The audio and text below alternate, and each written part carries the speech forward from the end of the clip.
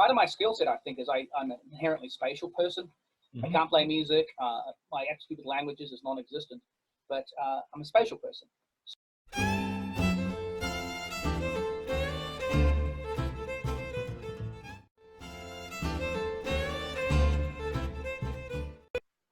All right, so welcome everybody to Friends on Friday. This is Bruce Buxton. This is the second episode of Friends on Friday.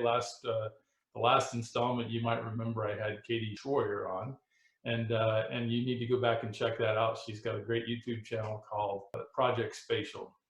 But today I'm joined by Greg Cox, and Greg Cox is from Colorado. He's a geospatial professional who is very prolific in his posting on LinkedIn. Greg, maybe you could just say hi to the audience then. Hello, everyone. It's nice to be on. All right, so Greg, let's talk a little bit about who you are, what your background is. How do you find yourself in Colorado, Greg? I got my green card in the green card lottery. Happy and proud to be a citizen, and I became a citizen in about 2003. I came across to Colorado for a job, and liked it very much. The job ran out, but I changed jobs and decided to stay. That's very cool. What part of Colorado do you live in? I live in a place called El Dorado Springs, which is between Golden and Boulder on the Front Range. So tell me a little bit, what hobbies do you pursue? What kinds of things do you like doing? I used to be a scuba diver back in the day. I have about 600 dives, but now the big thing is adventure motorcycles, off-road, on-road motorcycles. Okay. This year I went and did the Colorado BDR, backcountry discovery route. We started out the Four Corners and ended up in Wyoming. And it was a blast riding over the mountain passes, overpass, and seeing parts of Colorado that many people don't get to see. For sure. And I'm sure as a geologist, it's pretty exciting and interesting for you, right? Just on a professional level. So when you're out and about riding the motorcycle or driving, or I had to start skiing again this year, first time in 25 years. And just looking out and about and just seeing inside mountains, the geomorphology, landslides, going, oh, I wonder if CDOT knows about that landslide that's just starting up there. So one of my theories is that people who really are successful in the GIS world, they have this experience usually early in their career where they get exposed to GIS, and it's just like a revelation. It's like, wow, that's what I was looking for. Did you have that kind of experience? I did actually, although I kind of stumbled into GIS in a sense. Yeah. I started out as an engineering geologist. Part of my job was looking at landslides, mass movements, rock cuts, and everything else. And you have to think in 3D, right. Both the rock and the geomorphology on top of it. When I moved to Seattle, Washington, there's not a lot of rocks up there. And being outside in the rain can get, or the drizzle, I should say, can get a little frustrating. And so I started doing GIS, computer geology. Okay. And then I've always I realized, I think, as you said, that being able to look and see and then model or somehow have a representation of that so somebody else can get the idea. I think we can do the best job in the world, but if we can't present that to somebody, to our client, to the general public, to other, we can't do our jobs effectively. Those of us who are involved in the industry, we recognize what an important role visualization plays in the value of GIS. Maybe you could just talk about that a little bit. Like what makes the visualization of spatial data so special? The environmental science I used to work on, you can walk out in the field and then walk out in the field 5 years later and it looks exactly the same, even though $5 million is being spent on it to clean it up from a brown field to a green field. So being able to show beyond the surface or subsurface or however you want to appreciate it, but what's being done and why the money's been spent and how it's better now and more appropriate for the environment is a wonderful tool. Absolutely. And even, those who wouldn't consider themselves, say, geospatial geniuses of a type, when they see a map, they understand things intuitively that they would not otherwise understand. Everything we do, I think, is spatial. And humans, because of that, are inherently spatial. If we're out in the savannah back when we're evolving and something comes rushing at us, we need to know how fast it is, what its potential threat is to us, and what it actually is. And we need to process that quickly and efficiently without really thinking about it, just doing it. So you're a real frequent contributor to LinkedIn. I became familiar with you because I see your posts all the time. Tell me what it is that you're hoping to accomplish as you post more of these things on LinkedIn. When I see something that's beautifully done and gets across the purpose of the software, or the purpose of, take that back, not the purpose of the software, the purpose of the process. Right. The software is one of the tools along the way, the proverbial toolbox. Okay.